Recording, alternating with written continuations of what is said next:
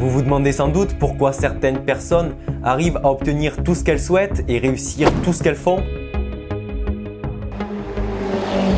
alors que d'autres n'y arrivent pas.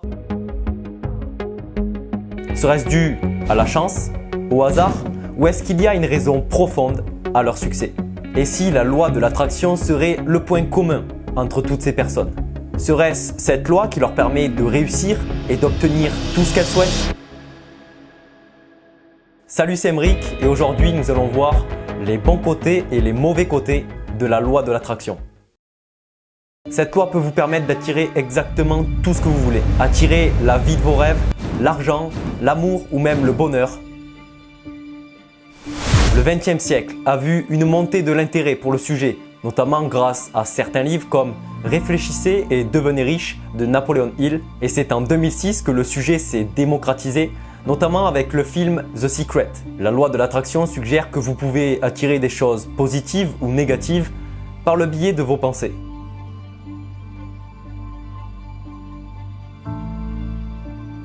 Cette loi peut être très efficace, nous permettre d'être plus heureux et nous permettre d'attirer tout ce que nous désirons lorsque nous l'appliquons bien. Mais elle peut également avoir des côtés négatifs lorsque nous l'appliquons ou nous la comprenons de la mauvaise manière. Alors pourquoi je dis ça? Parce que la loi de l'attraction est devenue un phénomène de mode et est devenue un support de marketing qui fait vendre. Et deux dangers majeurs découlent de cette loi.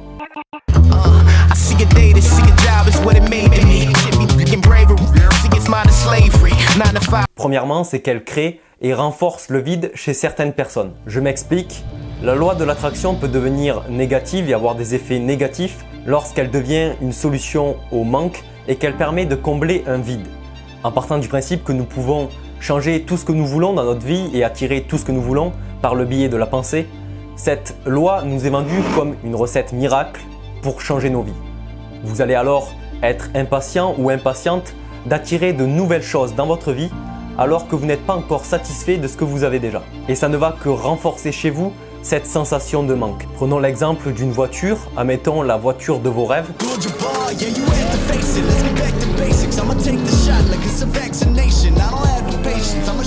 Et bien à partir du moment où vous désirez cette voiture et vous comptez l'obtenir dans votre vie, vous allez avoir cette sensation de manque qui va venir se renforcer de jour en jour et ça peut devenir rapidement négatif. Alors je pense qu'avec cette loi, tout est une question de dosage. C'est pour ça que je me répète, mais il est vraiment important d'apprécier déjà ce que l'on a avant d'en vouloir plus. Et il ne faut pas être impatient d'attirer de nouvelles choses dans nos vies.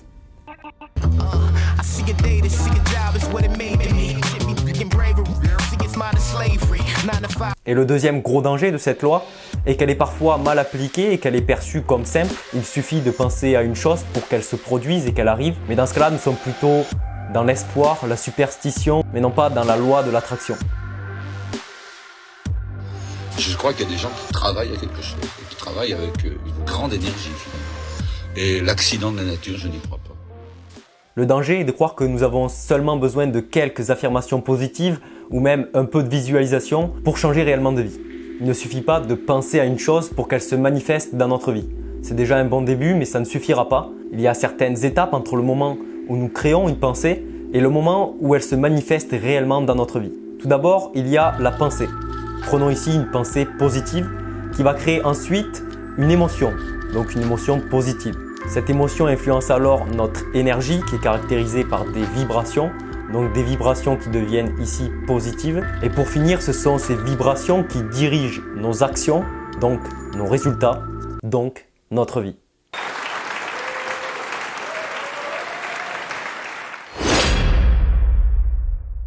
Vous voyez, il y a donc plusieurs étapes entre le moment où vous avez une pensée et le moment où cette pensée se manifeste dans votre vie, dans le réel. Et ici aussi, il faut faire attention car cette loi marche autant pour les pensées positives que pour les pensées négatives. Rappelez-vous que le positif attire le positif et que le négatif attire le négatif. Et donc le but de cette loi est de transformer nos pensées négatives en pensées positives pour améliorer notre vie et se sentir tout simplement plus heureux. Bon, on vient de parler des côtés négatifs de la loi de l'attraction, mais quels sont concrètement les côtés positifs de cette loi?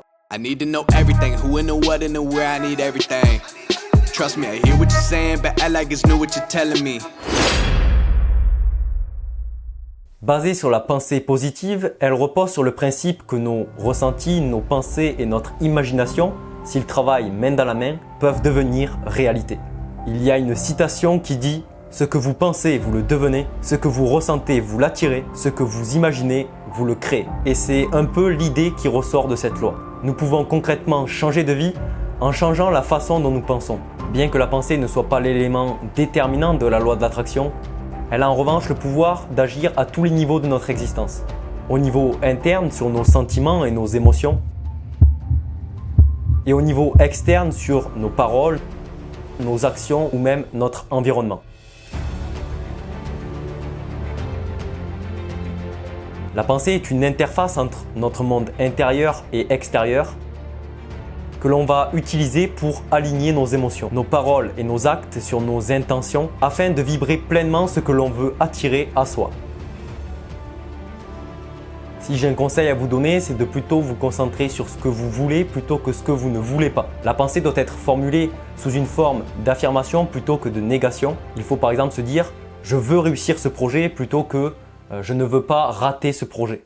Cette loi est basée sur des techniques de recadrage cognitif avec des affirmations et des visualisations créatrices pour remplacer des pensées limitantes ou autodestructrices par des pensées plus positives. Le but est donc de changer nos pensées négatives en pensées positives, notamment grâce à la visualisation créatrice qui nous permet de ressentir que les changements que nous souhaitons dans notre vie se sont déjà produits. Ce n'est pas pour rien que tous les grands sportifs utilisent la visualisation pour augmenter leur performance.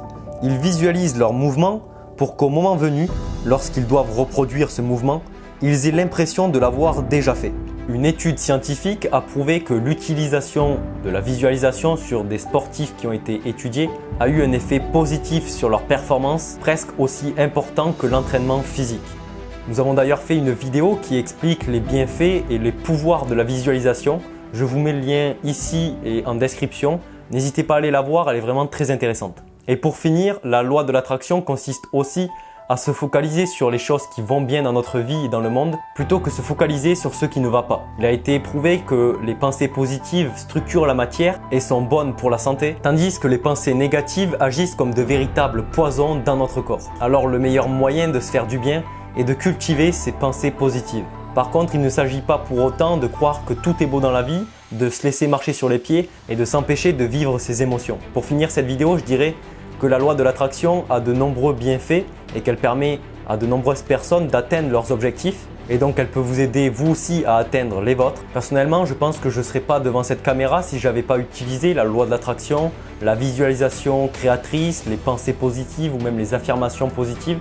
Et si je n'avais pas également éliminé certaines pensées négatives et croyances limitantes. Et je pense que tout est une question de dosage et qu'il ne faut pas tomber dans les pièges de cette loi. Donc quand je parle de pièges, c'est bien évidemment des deux dangers que je vous ai expliqués au début de cette vidéo. J'espère que cette vidéo vous a plu et vous a permis d'en apprendre peut-être plus sur la loi de l'attraction. En tout cas, si elle vous a plu, n'hésitez pas à mettre un like sous cette vidéo, vous abonner pour ne rater aucune de nos vidéos. Et sur ce, rappelez-vous, les gagnants trouvent des moyens, les perdants trouvent des excuses. Restez motivés. I need to know everything, who and the what and the where, I need everything. Trust me, I hear what you're saying, but act like it's new what you're telling me. I'm curious, George, I hop in the Porsche, 5 and a horse, I'm ready for